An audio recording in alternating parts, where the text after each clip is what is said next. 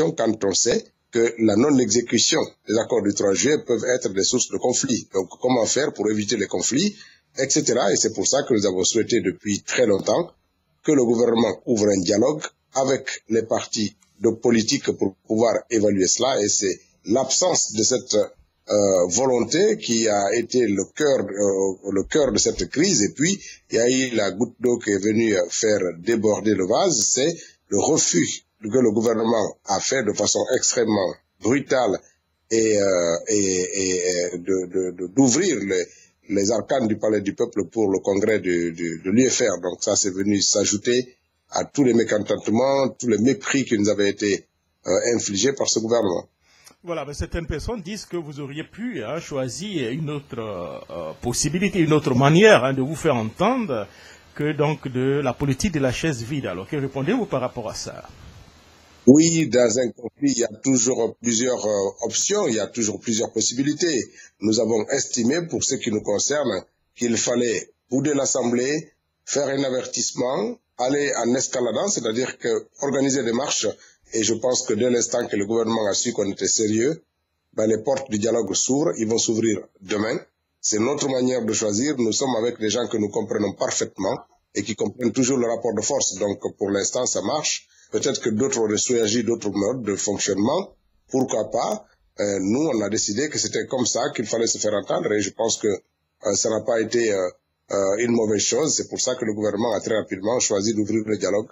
Alors, vous aviez dit que le dialogue s'ouvre un peu, donc demain, je suppose avec donc le Premier ministre, mais pour autant, vous avez émis quand même quelques réserves et aussi des doléances. Est-ce que vous pouvez nous donner un peu la nature un peu des doléances?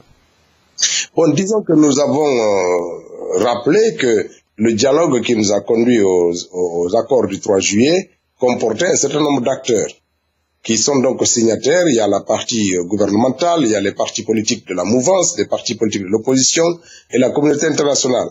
Et donc, nous avons souhaité que les acteurs concernés se retrouvent encore une fois de plus, non pas pour refaire le dialogue, mais pour évaluer les accords et savoir qu'est-ce qui a été fait, qu'est-ce qui n'a pas été fait. Et donc, il n'y a pas mieux que ceux qui étaient là pour signer, qui se retrouvent de nouveau pour dire voilà ce qu'il y a, voilà ce qui n'a pas été fait, et qu'on écoute le gouvernement sur la non-exécution des points suivants. Ce serait très important et je pense que c'est un caractère très sérieux du dialogue. Mais bon, pour l'instant, on va se retrouver demain dans la salle et là, on va poser les questions liées au calendrier, aux acteurs, aux objectifs qu'on peut assigner à ces échanges avec les autorités actuelles. Oui, mais pendant votre absence, l'Assemblée ne s'est pas arrêtée. L'Assemblée a fonctionné. Il y a eu même des votes, des lois. Il y a eu aussi au niveau donc des contrats qui viennent donc d'être signés par le gouvernement. Est-ce que ce n'est pas quand même une très grande erreur donc de la part de l'opposition? Non, nous, même si on était là, ça changeait rien. Le fait majoritaire est tel que, qu'on soit présent ou pas, le gouvernement fait voter les lois qu'il souhaite parce qu'il a une majorité automatique qui ne réfléchit pas beaucoup. C'est une majorité Godillot qui s'aligne systématiquement sur les positions du gouvernement. Donc, ce fait majoritaire fait que, qu'on ait été présent ou pas, n'aurait pas changé grand-chose parce que je rappelle que beaucoup de points qui ont été discutés, notamment la présence du Premier ministre dans l'Assemblée nationale pour présenter sa politique générale, la présence des membres du gouvernement une fois par semaine, alors que là, ce sont des dispositions constitutionnelles, ils nous ont simplement mis en minorité en votant non contre ça, et puis ce vote était pourtant anticonstitutionnel, mais il est passé, et puis on a refusé. Je pense que le fait majoritaire dans notre pays, on est conscient de ça. On ne peut pas empêcher l'Assemblée nationale de fonctionner. Notre objectif n'était pas d'empêcher l'Assemblée, c'est de montrer qu'on n'est pas d'accord de fonctionner, comment il fonctionne. Et puis cette protestation a eu un avantage impressionnant. Il faut pas regarder les votes mécaniques qui passent à la télévision. Ceux qui mettent les conventions dans ce pays sont inquiets parce que la seule voix de la mouvance et de la majorité ne sont pas suffisantes. Et c'est pour ça d'ailleurs que Rio Tinto repasse cette fois-ci, parce qu'il ne faut pas oublier que du temps de Lansana Conté, ils avaient obtenu aussi des accords et des conventions qui sont passés devant l'Assemblée nationale, mais des assemblées monocolores, et cette fois ils récidivent. Donc pour nous, ce n'est pas une erreur, c'est plutôt une démarche logique. une démarche logique d'après donc l'honorable. L'honorable, avant certainement de venir encore de parler un peu donc de l'actualité sociopolitique de votre pays, hein, parlons un peu de votre parti. Nous ne pouvons pas comprendre qu'un grand parti comme l'UFDG aujourd'hui, hein, après donc le ministre donc de l'Intérieur, on peut dire que ce ministre de l'Intérieur est un adversaire. Donc quand il dit que si l'UFDG veut exister, hein, il faudrait qu'elle cherche à obtenir des documents légaux. Nous avons pensé que c'était un peu une petite boutade ou bien le ministre qui exprimait un peu donc sa frustration. Aujourd'hui, c'est un homme de l'opposition, monsieur le docteur Mamadou Babadiko, que vous connaissez très bien, le leader donc du parti donc de l'UFD, qui revient encore à la charge et qui pense que l'UFDG n'a pas les documents légaux. Alors, honorable, qu'est-ce qui se passe dans votre parti? Pouvez-vous un peu nous donner au moins quelques informations? Je pense que M. Badiko fait des raccourcis sur cette question. Moi, je vais simplement vous dire, il y a eu l'UFD, c'était le parti aussi de Baouri à la création de donc c'est les querelles à l'intérieur de ce parti qui ont conduit à la création de l'UFDG. Et lorsque Baouri est parti, il a pris le logo actuel de l'UFDG, le baobab et le soleil levant derrière le baobab, avec le fromager. Et donc, du coup, cette affaire a été portée d'abord à réclamation par l'UFD de Badiko devant le ministre de l'administration du territoire. Il a été débouté. Ils sont allés au tribunal, ils ont été déboutés. Ils ont été jusqu'à la Cour suprême qui a débouté l'UFD et qui donc a validé définitivement les statuts d'agrément de l'UFDG. Il ne faut pas croire non plus à ces histoires-là. Badiko profite pour régler des problèmes qu'il n'a pas pu obtenir ni devant les institutions chargées de la vie des partis politiques, ni devant la justice dans notre pays. Donc aujourd'hui, il affirme des choses assez rapidement, pour ne pas dire gratuitement. Voilà, donc merci. Le ministre aussi de l'Intérieur aborde aussi dans le même sens que M. Babadiko, ce qui veut dire qu'il y a quelque chose quelque part. Est-ce que, vous ne pensez pas qu'il serait... En tout cas, monsieur le ministre a bien écrit à l'UFDG, à son président, quand il s'adresse à nous. Donc, il n'écrit pas à un parti inexistant ou fantomatique depuis qu'il est en fonction et avant même qu'il ne soit là. Quand on a présenté des listes pour aller aux élections en Guinée, législatives, c'est les partis politiques qui présentent les listes. Ce ne sont pas des individus qui se présentent. Donc, il a bien validé tout ça. Je pense que ça n'a aucun intérêt. Tous ces discours-là n'ont aucun intérêt. Les partis politiques ne payent rien pour être agréés. Il suffit de faire une déclaration avec 36 personnes qui signent l'acte de naissance et puis c'est bon. Donc, voilà, tout ça, c'est des discours, franchement, qui n'ont aucun intérêt, parce qu'il n'y a pas de concours pour être agréé comme parti politique dans le pays. Donc, il n'y a aucune redevance à payer, rien du tout. Donc, il faut présenter juste des statuts, un règlement intérieur et une liste de membres fondateurs. Donc, ce n'est pas quelque chose d'extraordinaire. Avez-vous reçu un courrier du ministère de l'Intérieur par rapport à ce problème Non, il ne ferait jamais cette erreur. Parce qu'on va lui demander simplement de regarder dans ses archives. Ça, c'est un discours qui n'a aucun sens. Alors, M. Babadiko, lui-même de la moyenne Guinée, revenu à la charge pour dire que votre parti est un parti qui pratique le communautarisme à outrance, que votre parti est géré en quelque sorte par la coalition Al-Poula et puis Union Foot. Bon, c'est de bonne guerre que M. Badiko est en train de se livrer, mais je pense que sur ce coup, il se trompe d'adversaire. Il n'y a pas de parti...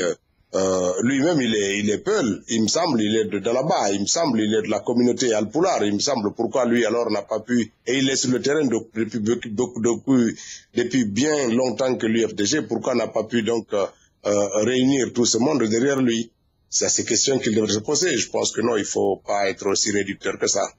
Mais bon, c'est de bonnes guerres politiques, on est dans une situation où chacun essaye de gagner une place au soleil et l'adversaire attitré, c'est l'UFDG. Pour gagner, pour être audible, pour être écouté, il faut taper sur l'UFDG de temps en temps. Donc, c'est de bonne guerre.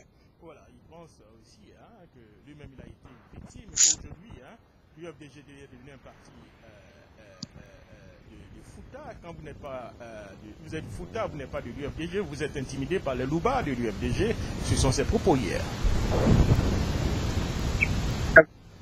C'est tout à fait légitime.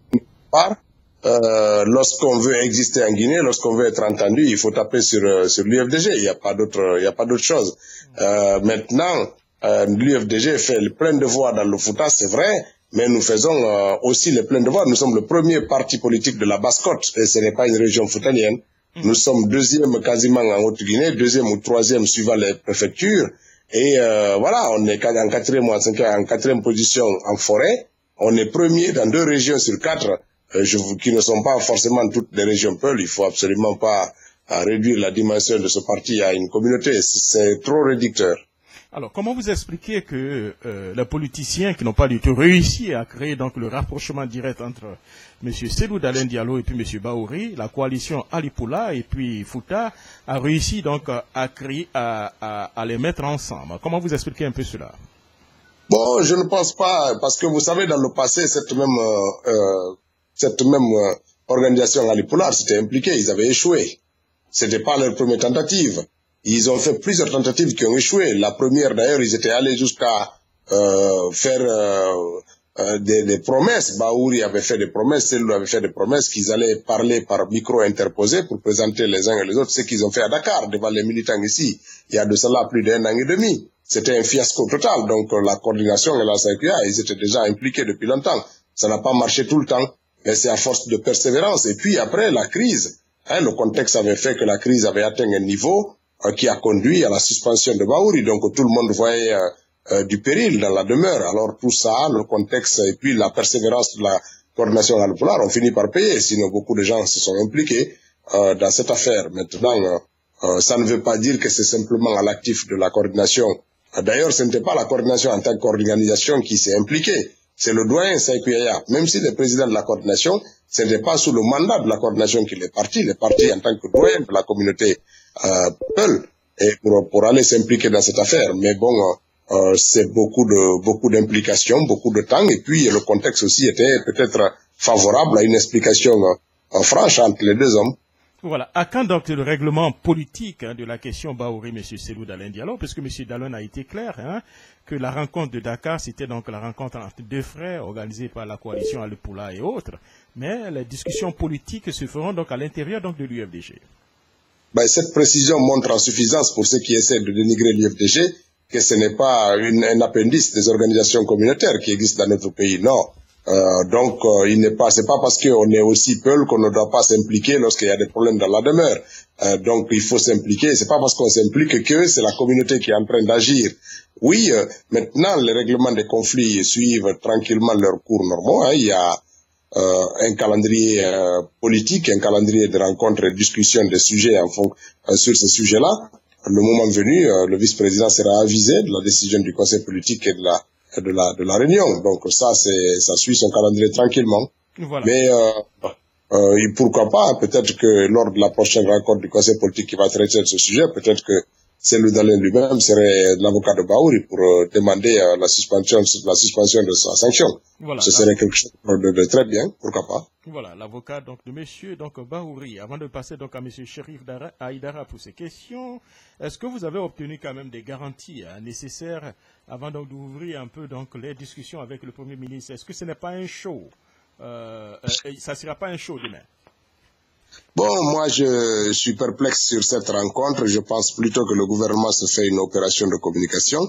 Bon, je ne crois pas du tout. C'est pour ça qu'on n'a pas été pressé de lever le mot d'ordre, etc. Nous attendons de voir ce qui va s'arriver. En tout cas, le communiqué tel qu'il a été lu sur les ondes de radio publiques en Guinée laisse supposer que c'est quelque chose qui n'a aucun sens, parce que le gouvernement convoque à une date fixe et puis décide quels sont les acteurs qui prennent part. Il a cité 10 de la mouvance, 10 de l'opposition, et puis c'est tout. Je pense que ça, et puis n'est pas quelque chose de très rassurant, mais bon, on est habitué à un gouvernement qui fait des déclarations qui n'ont pas de lendemain. Il faut simplement qu'il soit avisé que le peuple de Guinée, politique en Guinée, on attend une gouvernance historique, ceux qui sont capables de poser des actes, et l'histoire retiendra. Maintenant, si il faisait un bluff, les conséquences, il devrait les tirer. Nous, on est disposé, on montre de la bonne foi, mais si le gouvernement montre la mauvaise foi, on va prendre d'autres actions. Ça, c'est sans aucun doute. Voilà, exactement. Qu'est-ce que vous demandez réellement, avant donc de revenir certainement à l'Assemblée nationale? Qu'est-ce que vous demandez réellement, exactement? Ce que nous demandons, c'est que le dialogue s'ouvre, qu'on définisse un cadre clair avec des acteurs clairement identifiés et un objectif à atteindre. C'est tout. Une fois que ça c'est en place, ben, on pourrait revenir à l'Assemblée nationale et puis le cadre, là, va évaluer les accords du 3 juillet, dire ce qui a été fait, ce qui n'a pas été fait, dire pourquoi ça n'a pas été fait et puis mettre en place des moyens d'action. C'est ça que nous souhaitons et c'est ça que nous sollicitons auprès de ce gouvernement. Voilà, c'est ce que vous souhaitez auprès du gouvernement. Alors, nous allons du côté de Washington avec M. Cherif Aïdara. Cherif, nous avons donc M. Ousmane Diallo, l'honorable de la grande ville, très belle ville, Gawal. Voilà qui est bien présenté. Comment ça va, cher frère Ousmane? Très bien, toi-même. Voilà, ça fait plaisir de vous entendre, honnêtement. Bon. Voilà, on est plus ou moins tous soulagés ici que vous allez enfin avoir le dialogue de demain, parce que vous avez demandé ça. Et honnêtement, même si ça ne nous a pas plu, mais nous reconnaissons votre droit à la protestation, et si cela a abouti au fait que le gouvernement veuille maintenant dialoguer, nous en sommes très heureux. Donc, honnêtement parlant, nous avons aussi lu les déclarations de la mouvance présidentielle aujourd'hui, à travers l'honorable Amadou Damaro Camara, qui disait que ceux qui ont participé à la négociation du 3 juillet seront les mêmes qui vont participer à cette négociation et que la mouvance était prête. Plus ou moins, c'est vous qu'on attendait, parce que c'est vous qui avez demandé à rencontrer, c'est vous qui avez l'agenda. Donc, est-ce que vous pouvez nous dire exactement sur quel point vous allez aller discuter demain? Quelles sont les revendications réelles, puisque à part l'ouverture du dialogue, il y a d'autres cas, je crois, l'organisation des élections, ou je ne sais plus, le paiement des indemnisations des personnes, des victimes des différentes marches, ainsi de suite. À part cela, qu'est-ce que vous avez comme revendication? Quels sont les points les plus importants que vous comptez débattre et comment vous comptez vous organiser pour partir? Seulement, ceux qui ont la première discussion, ou bien vous allez élargir cela à toutes nos positions, tout en choisissant à votre niveau les personnes que vous voudrez qui participent effectivement à cette rencontre. Oui, bon, il n'y a pas de point particulier. Tous les points de l'accord du 3 juillet sont importants. Que la Guinée organise des élections communales et communautaires, c'est indispensable avant les échéances électorales majeures. Parce qu'on connaît le rôle qu'il joue dans ce processus électoral. Si on ne peut pas, si pour des raisons X ou Y, il se trouve que la Guinée ne peut pas organiser des élections, il va falloir que l'État, le gouvernement et les partis politiques s'accordent sur le partage du pouvoir local dans les circonscriptions du pays. Alors moi, on peut imaginer tout type de scénario. Pourquoi pas coller les conseils communaux aux résultats des dernières élections législatives, par exemple. Bon, on peut imaginer tout type, en tout cas, d'organisation pour présider aux conseils communaux, parce qu'aujourd'hui, ils sont installés sans aucun rapport avec aucune de nos lois républicaines, de manière absolument illégale. Donc, il va falloir discuter de ça. Si on peut, à travers l'application de la feuille de route du 3 juillet, dépasser ce cap, c'est important. Le mode de recrutement de l'opérateur, c'est important. L'indemnisation des victimes, c'est aussi important. L'enquête et le jugement des coupables éventuels des assassinats de nos militants, c'est important. Donc, tous ces points de l'accord du 3 juillet qui restent encore non appliqués sont importants. Il faut maintenant évaluer tout ça, regarder ce qui est faisable et ce qui n'est pas faisable, voir quels sont les palliatifs à mettre en application. C'est tout ça qui est important. En tout cas, c'est ce que nous attendons. C'est un cadre de dialogue où on va se dire les choses sans tabou. Voilà ce qu'on avait prévu. Voilà ce qu'on a fait. Voilà ce qu'on n'a pas pu faire pour telle ou telle raison. Et écouter les gens, faire des propositions de résolution. Comment on fait? À partir de maintenant, on n'a pas suffisamment de temps, il y a ceci et cela, il n'y a pas peut-être de l'argent, etc. Comment on fait pour évoluer? Donc tout est important. Maintenant, on va attendre le résultat, mais voilà. Mais la Guinée est toujours convalescente absolument de ses dirigeants. Mais bon, nous sommes persévérants et nous ferons en sorte que ce mode de résolution de nos crises triomphe. C'est-à-dire qu'on se mette régulièrement autour de la table pour dépasser nos contradictions. Voilà, merci honorable, mais je veux rapidement poser une question au citoyen Ousmane Gawal. Comme ça, vous enlevez votre manteau de politicien, de l'opposition et même des députés.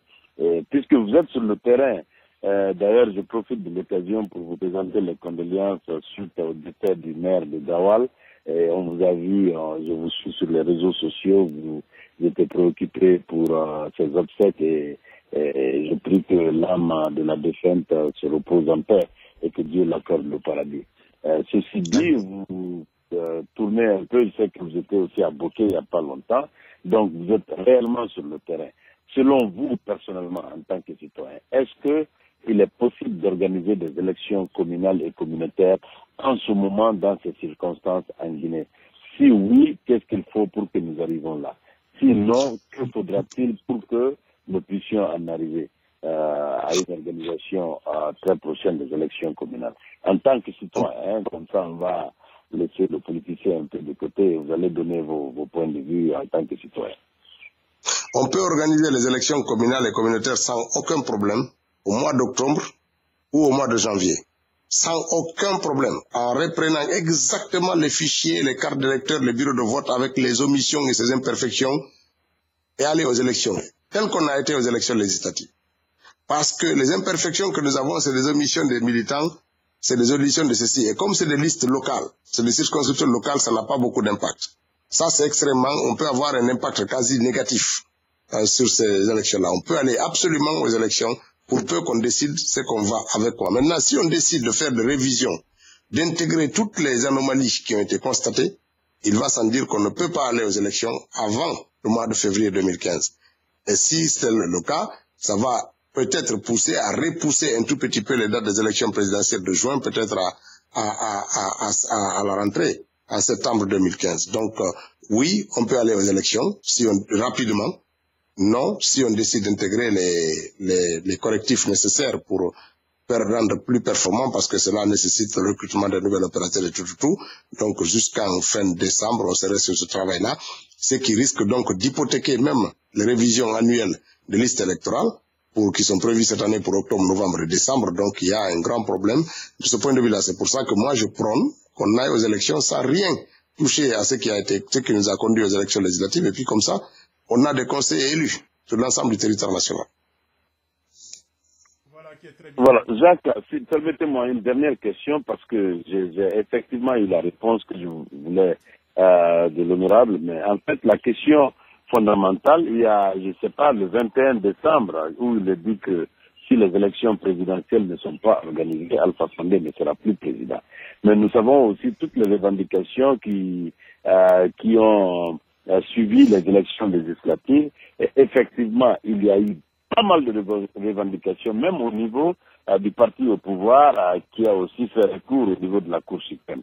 Donc, s'il faut corriger ces imperfections, vous voyez que, compte tenu du facteur temps, on va malheureusement dépasser cette date limite. Et si tel est le cas, est-ce que l'opposition tiendra toujours le même langage? Et forcément, il faut, en dépit de tout, organiser ces élections à la date prévue. Sinon, à partir de l'expiration de cette date, Alpha Condé n'est plus président.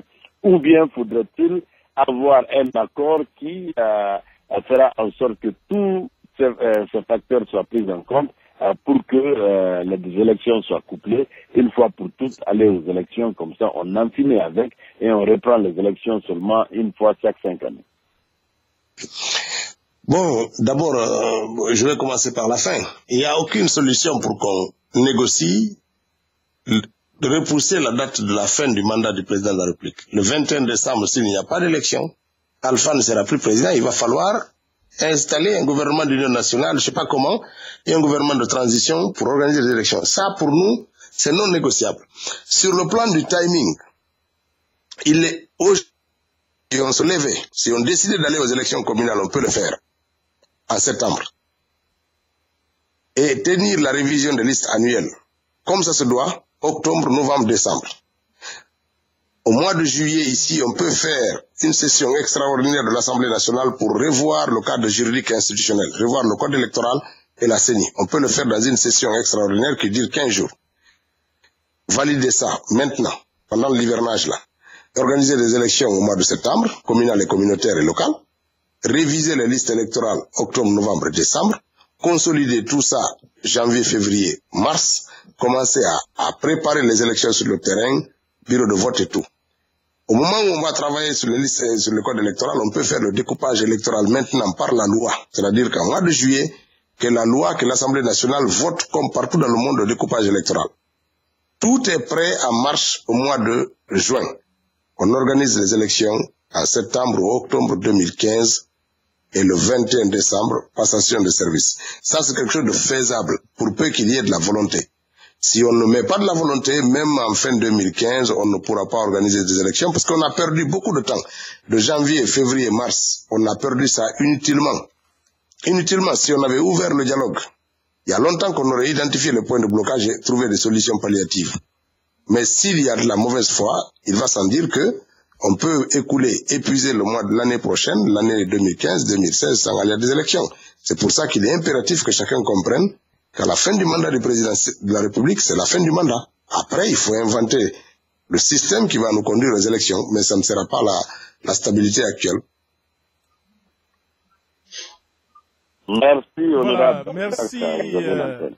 merci Chérif. Hein? Voilà, nous allons du côté d'Allemagne avec le doyen Lamine Camara. Doyen, vous avez l'honorable en ligne, un cadre de l'UFDG comme vous.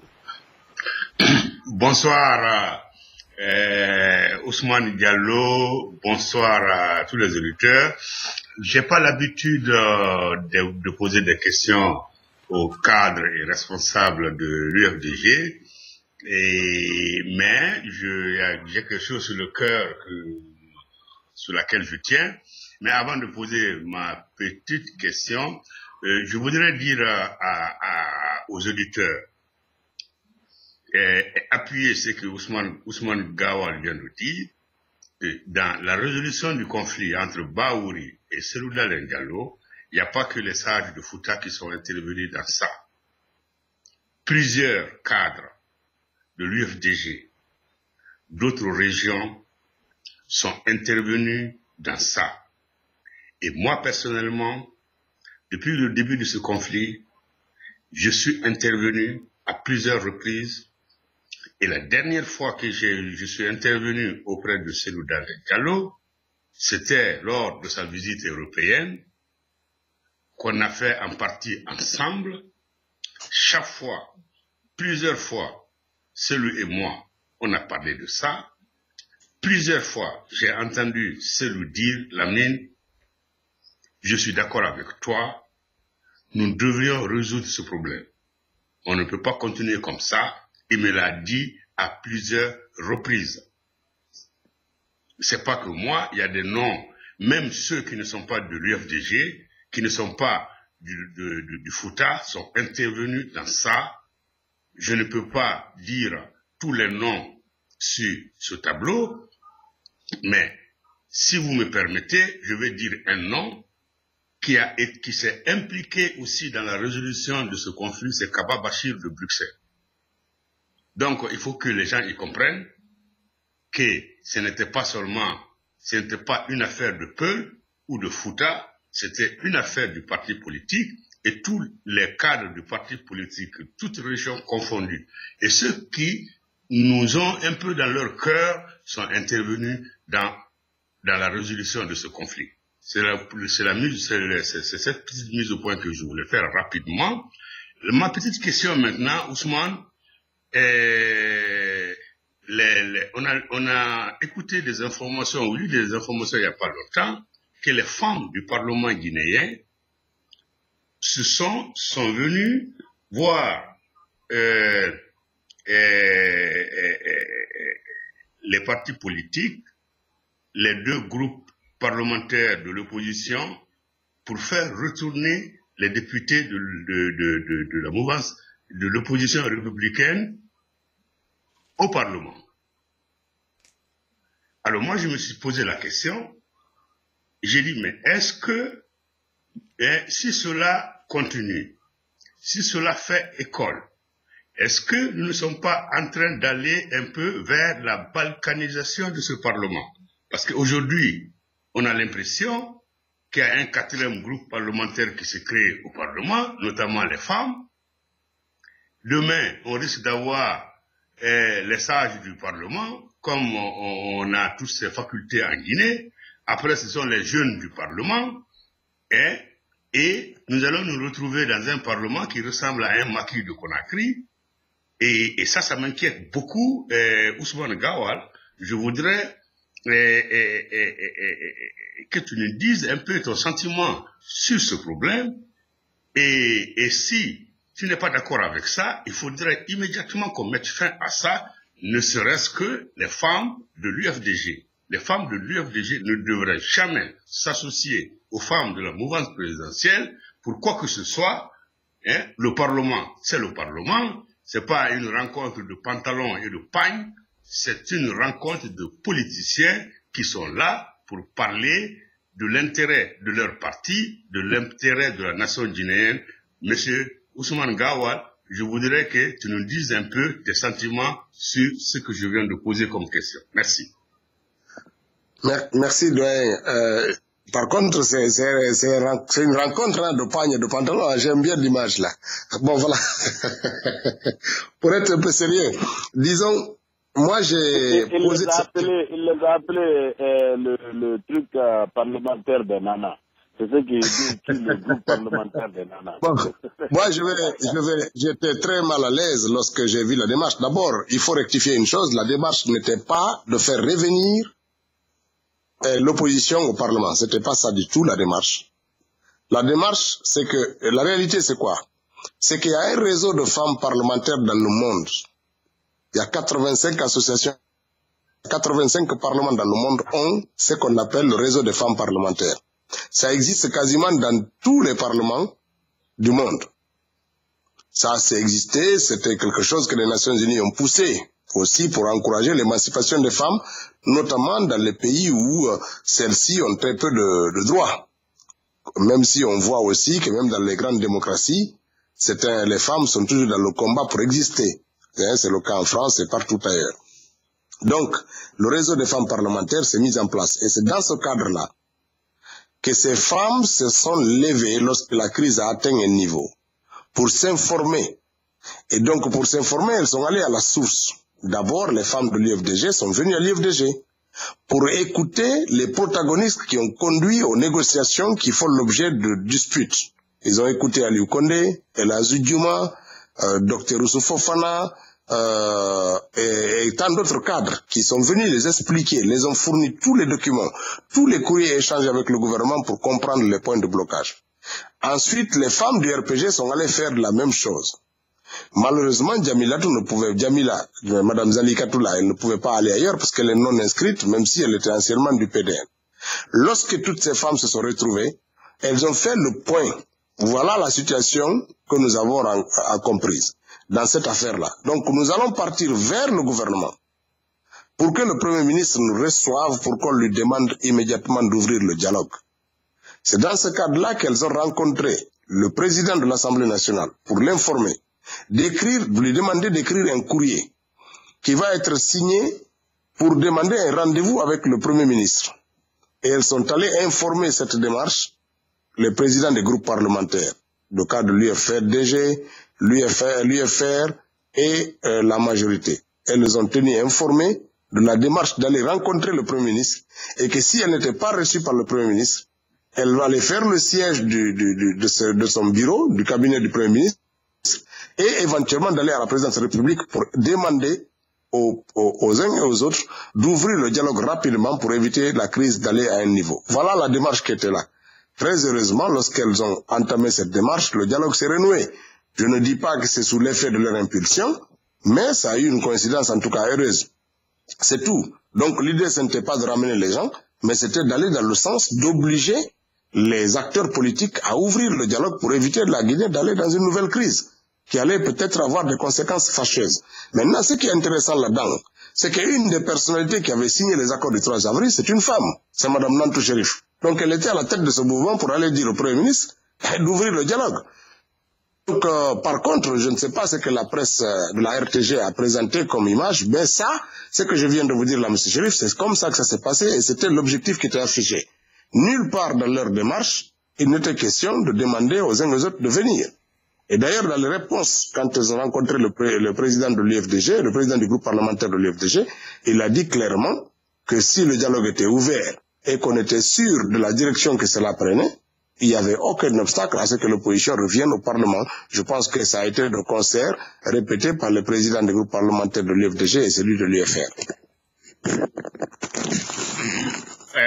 Ok, Ousmane, je suis très content de l'information parce que c'est pas comme ça que nous avions perçu, parce que la plupart des sites radio ont dit ces femmes-là veulent que l'opposition retourne au Parlement, et il faut pas oublier que en tant que membre de la cellule de communication, nous avions besoin des informations parce que nous sommes restés bouche bée, on ne savait pas comment traiter ce sujet. C'est pourquoi je profite de cette antenne pour te dire, il faut nous informer, Ousmane Gawal. Moi, je voudrais, la cellule de communication compte sur toi. Dis-nous, même si l'information n'est pas importante, mais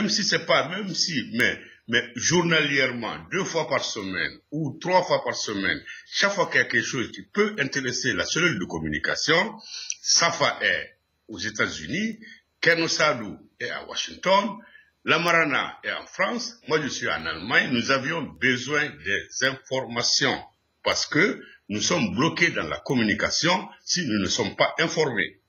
Je suis parfaitement d'accord avec vous. Mais c'est-à-dire que quand cette affaire est arrivée, moi-même j'étais à Gawal, j'ai lu votre post sur Facebook, et dès que je suis venu à Conakry hier, lors de la réunion, j'ai interpellé les femmes. J'ai dit de me dire ce qui s'est passé parce que je ne comprends pas comment elles peuvent entamer des démarches comme ça. C'est-à-dire que je lisais votre post et c'est ainsi que j'ai été informé hier de ce qui a été fait, pourquoi ça a été fait, quels sont les résultats qu'ils cherchaient, etc., etc. Et donc ça c'est arrivé hier, mais on était déjà dans la dynamique du dialogue. Donc leur démarche était interrompue. Mais c'est grâce à votre poste aussi. Moi j'étais au décès du maire de Gawal quand j'ai lu vos posts, parce que quand tout ça se passait, j'étais pas à Conakry. Mais j'étais vraiment outré. Si la démarche avait été celle que la presse, dans une certaine mesure, a diffusée, qui consiste à aller prier les uns et les autres, j'aurais clairement demandé une clarification entre leur rôle dans le groupe des femmes parlementaires et leur rôle de parlementaire de l'UFDG. Et c'est comme ça que j'ai posé la question en conseil politique hier. Mais j'ai eu les explications que je viens de vous donner en toute clarté pour expliquer en toute transparence ce qu'elles ont fait et ce qu'elles souhaitaient. Au moment où la crise, il y a eu une détente dans la crise. Donc rassure-toi, je vais être peut-être plus régulier, plus exigeant sur moi-même pour faire en sorte que nos échanges soient plus soutenus, parce qu'il est indispensable effectivement qu'on échange sur ces questions-là. Voilà, merci bien Ousmane Gawal. Surtout, il faut mettre Safa Tounkara est très actif dans la communication. Il faut envoyer, vous aviez, tout le monde a nos mails, les coordonnées de la cellule de communication, même si l'information n'est pas importante pour vous. Envoyez-nous, nous allons traiter l'information et nous allons communiquer là-dessus. Merci Ousmane Gawal. Donc j'ai eu raison aujourd'hui de poser une question à un cadre responsable de l'UFDG. Merci bien. Merci, monsieur. Donc, le groupe parlementaire des Nana, le groupe a fait un bon travail. On va aller rapidement du côté donc, de monsieur Ousmane Ba, comme on n'a pas assez de temps. Ousmane, allez-y rapidement pour votre question. Hein. S'il vous plaît, pas de commentaires, allez-y droit à la question. Ousmane Ba. Allô? Oui, allez-y. Alors, Jacques Roger. Bonsoir. Bonsoir. L'honorable Ousmane, il est en ligne. Oui, allez-y. Hein, oui, Ousmane. Ok, merci beaucoup d'être là ce soir. La question, par exemple, des élections communales, c'est une question qui est essentielle. Ne partez pas à ces négociations demandées au pouvoir qui a remplacé des personnes qui ont été élues par des délégations spéciales. Même la loi le stipule.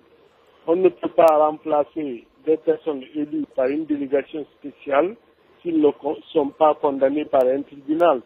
Même si vous le faites après une condamnation, après 6 mois, vous êtes obligé d'organiser des élections libres et transparentes. Aujourd'hui, nous sommes en train de construire une démocratie.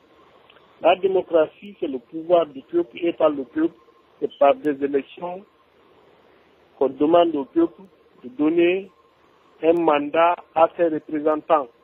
Donc, aller à ces négociations, la tête haute, ne céder absolument rien par rapport aux accords de 3 juin et puis avoir des canaux de vérification. Parce que c'est très important, ne vous laissez pas berner par ce pouvoir. Et encore une fois, je reste dans le débat. C'est ce que je voudrais dire à notre honorable Ousmane Diallo. Merci Tokora. Bon, on va être vigilant là-dessus. Effectivement, pour nous, il n'est pas question du tout de revenir sur les accords du 3 juillet, c'est de voir dans quelle mesure ils vont être appliqués. Je suis parfaitement d'accord avec vous. Aujourd'hui, les délégations spéciales ne reposent sur aucune loi de notre pays. Il faut absolument qu'au moins un tiers des membres du conseil communal ait été convaincu par la justice pour qu'il y ait nécessité d'installer une délégation spéciale pour une durée maximale de 6 mois. Donc, cette disposition ne s'applique absolument pas dans le contexte actuel. Mais voilà, il faut absolument aller plus loin. S'il n'y avait pas de possibilité d'organiser des élections, nous devrions effectivement poser la question du partage du pouvoir local dans notre pays. Donc, vous pouvez compter sur nous pour ces exigences-là. Voilà, merci. On va aller rapidement du côté de M. Sotuntourou avant d'aller de Mamadi Kamara. Allez-y.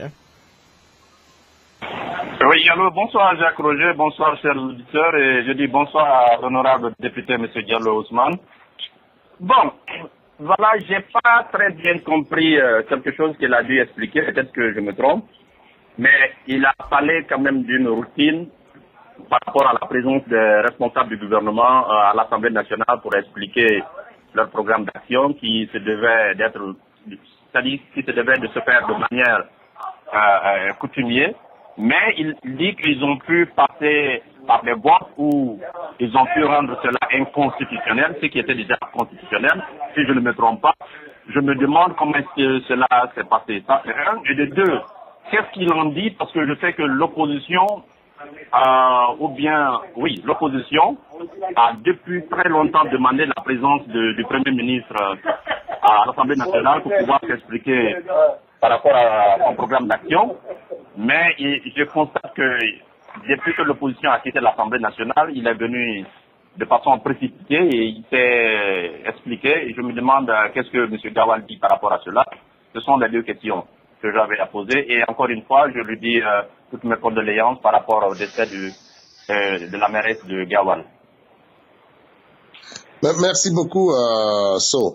En fait, ce que je dis, c'est que dans la loi, l'opposition n'a pas exigé que le Premier ministre soit là ou que les membres du gouvernement soient présents. C'est la loi guinéenne qui dit, dans la Constitution, il est inscrit, qu'un mois après l'entrée en fonction du Premier ministre, celui-ci doit faire une déclaration de politique générale devant la représentation nationale qui est l'Assemblée, une déclaration qui est suivie d'un débat sans vote. Ça, c'est la loi.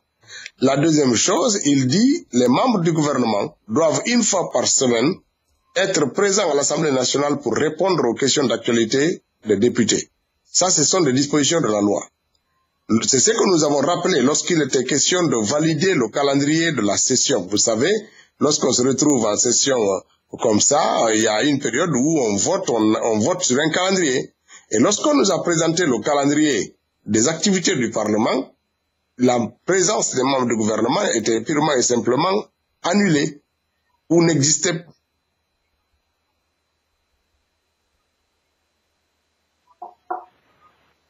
pas. Allô, honorable? Voilà, nous avons donc perdu l'honorable Ousmane Gawal. Allô, Jacques? Oui, allez-y, articulez un peu votre point en attendant que nous ayons... Voilà ce que je voudrais savoir. Comment est-ce qu'ils peuvent soutirer des dispositions constitutionnelles? C'est-à-dire, est-ce que ce n'est pas une manière de faire en sorte à la Constitution?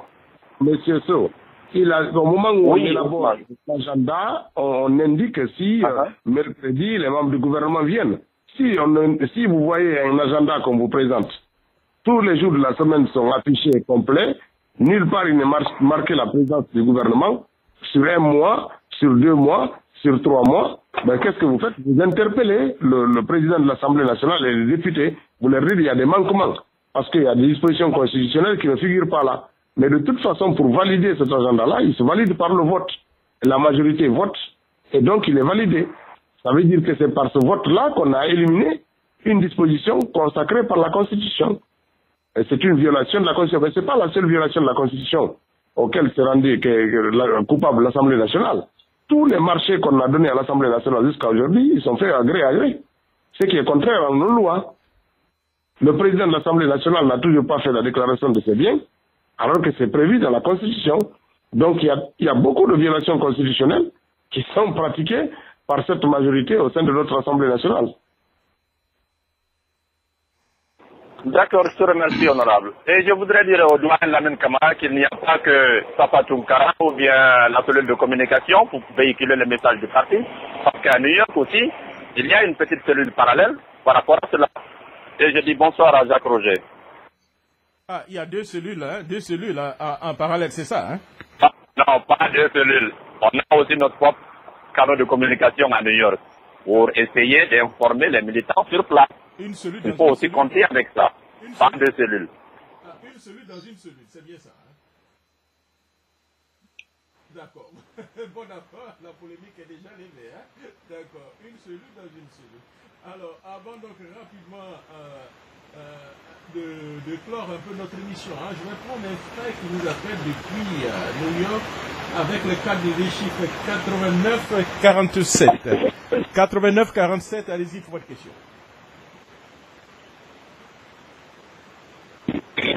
Allô, 89-47, hein, allez-y pour votre question, hein, si vous nous entendez. Hein. Voilà, je pense que nous l'avons momentanément perdu. Hein. Nous allons donc l'avoir tout à l'heure. Hein. Bon, on nous signale que nous n'avons plus assez de temps. On va aller directement donc à la fin, à la conclusion. Hein. Chérif, si vous avez une toute dernière question, allez-y et nous allons conclure. Non, cher ami Jacques, pas de questions. Merci et très heureux d'avoir l'honorable Ousmane Gawal. C'est toujours un plaisir. Allez-y. Voilà. Alors, honorable, allez-y hein, pour ce dernier mot. Allez-y. Bon, disons que la Guinée est toujours un pays convalescent dans lequel la démocratie a du mal à s'enraciner, en tout cas par le dialogue, par le respect des institutions et des lois de la République. 90% des violations de l'EOA sont du fait des acteurs même qui doivent incarner l'application, la bonne application de ces dispositions dans nos textes. Donc c'est un gros problème dans le respect de l'autorité de l'État, dans le respect simplement de nos institutions et des lois de la République. Donc c'est un souci. Et puis le dialogue, toujours extrêmement difficile à obtenir dans un pays pourtant africain, au cœur de l'Afrique de l'Ouest, où parler, c'est une institution. Il faut que les gens et les autres apprennent à s'écouter, à se contredire et à synthétiser des idées pour pouvoir conduire ce pays un peu plus loin dans le progrès et dans la construction. Donc, c'est difficile, mais c'est un projet, c'est un challenge que j'ai été en train de poser, celui de contrer, voir à ouvrir systématiquement le dialogue avec les partis politiques pour essayer de trouver des solutions au point de blocage et aller de l'avant dans l'harmonie et la paix pour des élections présidentielles 2015 plus apaisées et plus mieux organisées. Voilà, merci beaucoup, hein, honorable, hein, portez-vous bien et à très bientôt. Merci.